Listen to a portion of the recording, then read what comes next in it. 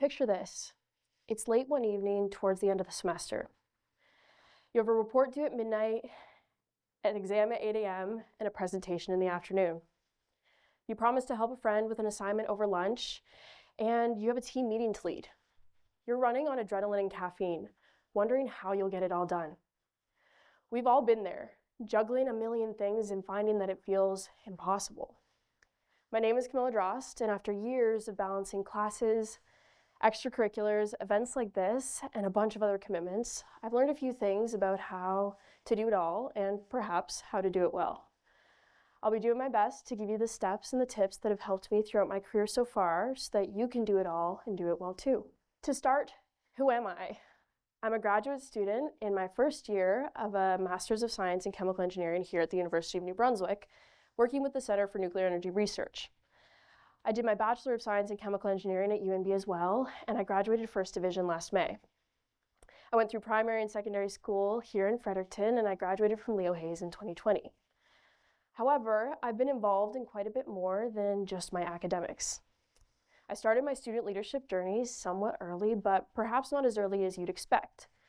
I was loosely involved in clubs and sports throughout middle and early high school, but I shied away from attention. I'm a natural-born introvert, and I only started coming out of my shell in the 10th grade when I met a really great group of friends and the man who would become my husband. At this time, I started taking on more extracurricular and part-time roles, trying as many new things as possible, including working a few fast food jobs. Balance is something that I always struggled with, and it became much more difficult for me at this time. My parents will tell you that I often hyperfixated on tasks. I could sit at the kitchen table working on my math homework for hours without moving until I got that final correct answer and felt ready to put it away. I also hated to make mistakes. Perfectionism held me back in many ways, and this compounded the load of taking on new personal and extracurricular loads. I found that as I took on more, I would obsess over the little details, whether that was finishing touches on a presentation or the final touches on decorations for an event. Extrovert or introvert, taking on several new things at once, stepping outside of your comfort zone, and overloading your schedule can overwhelm even the best equipped time manager. So when the pandemic hit in my 12th grade, I was drowning. I felt like I wasn't doing enough, but I couldn't pull the pieces together to do more or even juggle the responsibilities I already had. Many of us feel like this, and that experience is so frustrating. How can we make a difference, grow, and succeed when we can't even meet the expectations we've set for ourselves? It doesn't always matter whether those expectations are reasonable. Setting your mind to something and falling short sucks. That temporary change in pace we experienced when life shut down really hit me hard, but it also led to some much needed reflection, especially where my busy schedule fell apart and I had so much time to think. The first thing I had to figure out for myself was what my passions really were. Much of what I was involved in at this time were things that I felt were important for my growth, rather than things that I was even interested in. Without the overarching reasons of commitment and external pressure, I realized I only enjoyed a fraction of what I was involved in, and I needed to determine what things were important to me. These important things are what I will call my foundations, and finding yours is my first step for how to do it all and do it well. Foundations are at the core of your intentions. They motivate you in everything that you do. They should be the reason you feel called to doing work, whether that's changing your community, combating climate change, or a combination of other goals. Finding yours can be difficult, especially after many years of being told what things are important and what things are not. But separating yourself from those external influences and reflecting on your internal interests and goals is essential. For me, being pulled away from my busy schedule led me to realize I needed to refocus my intentions on things that mattered to me at a deeper level. You can do this by stepping away temporarily and reflecting too. My general approach to find your own foundations would be to start by thinking about what fills your metaphorical cup, whether that's spending time outside, going out with friends, volunteering at your local soup kitchen, or anything else. Find what things add to your life rather than take away from it. For me, I realized how important it was for me to give back to my community and the people that had supported me. Take a moment to reflect on what things are most important to you. Then make sure you consider the value or benefit that they provide to you in your life. Once I knew what things were important to me, I realized how important it was to put all of my energy into supporting and loving those who had loved me first and passing that on to the people that came after me. This looked like taking on roles that my mentors had held to help people just like me and to pass that on and try and support other people in any other way I felt capable of. Recognize that at this stage, you may determine that you've invested time and committed to things that you aren't passionate about or that don't benefit you. Be prepared to offload and refocus as necessary. Additionally, if you have too much on your plate, you may need to reassess your expectations. My second step for how to do it all and do it well is to build your confidence. As I mentioned, I was not the most outgoing kid. I didn't have the easiest time making friends, and looking beyond my books made me uncomfortable at times. Learning to talk to and work with a variety of people was a challenge for me, but an important one that I had to overcome. Your challenge may be different. Maybe you're afraid to be wrong or stressed to impress. But whatever it is, building your confidence can help you overcome it. Understanding the value of your own voice is crucial in helping others to hear you and feeling confident in yourself. Let that sink in for a moment. When you have conviction in what you are sharing, others will be able to feel it. Now, how often have you had an amazing idea, but you kept quiet because you doubted yourself? While it is daunting to put yourself out there and share a piece of yourself with others, it can also be so impactful to be the person who shares a piece of themselves. You may even inspire others in the process. I promise, confidence is not a required starting point. We all need to start somewhere to learn, and I strongly recommend working in smaller settings and with your direct community first to start building your confidence.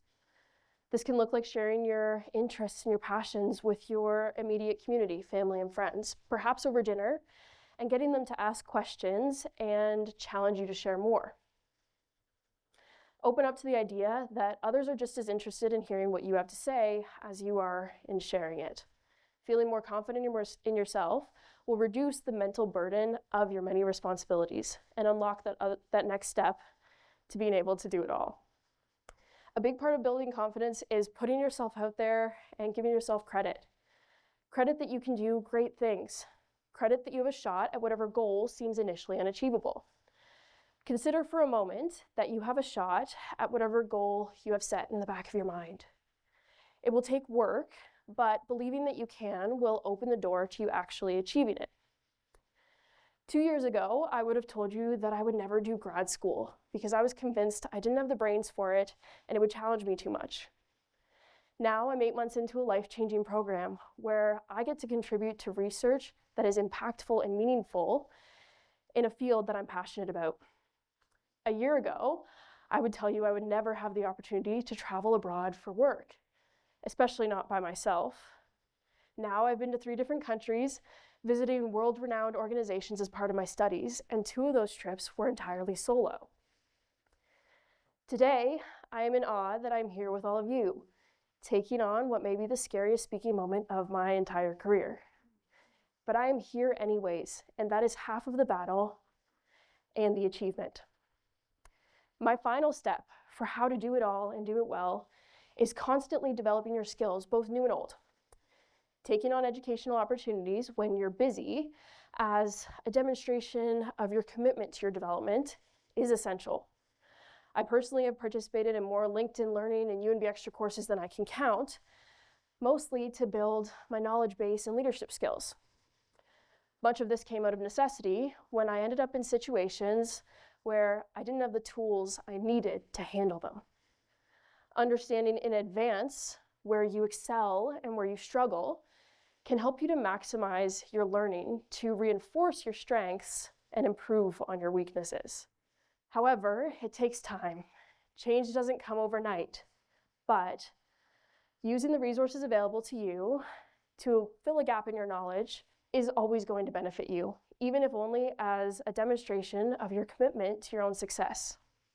Keeping your mind open and agile with learning will also allow you to face new challenges head on, and improving your skills will make you more efficient at juggling your many responsibilities. Tasks are much easier to complete when you have the proper tools to address them. As a big part of skills development, you have to learn to ask lots of questions. One of the biggest pieces of advice I ever received was that I really need to ask more. I've learned that asking questions early is better than lacking understanding or making a mistake and being corrected later on. I'm still working on this, but I strive to always have a question to ask to improve my own understanding and demonstrate my willingness to engage with whatever's in front of me. Finally, beyond those things that I've outlined, you have to learn to ask for advice. Advice is crucial, and you need to take advantage of having more experienced and knowledgeable people around you. Take the initiative to ask for their advice and their support, and understand that the best ideas and outcomes don't come from one mind alone, but from a collection of diverse minds. As well, when you're asking for advice and lots of questions, you will need to take criticism in stride. Remember that criticism is meant to come from a place of support, encouraging your growth, and it doesn't mean you're doing a bad job. Communicate your needs and your feelings throughout these processes, and remember that we all have to ask questions, get advice, and take criticism to grow at every point in our lives. Now, beyond the steps that I've outlined, I have some parting tips and tricks that should help you in your path to doing it all and doing it well. While the steps help, you have to get used to failing as much as succeeding to be able to really grow. Failure is a crucial part of the learning process, and like I mentioned, continuous learning is a huge part of managing a full workload in any setting. Be prepared to ask for help when you need it as well.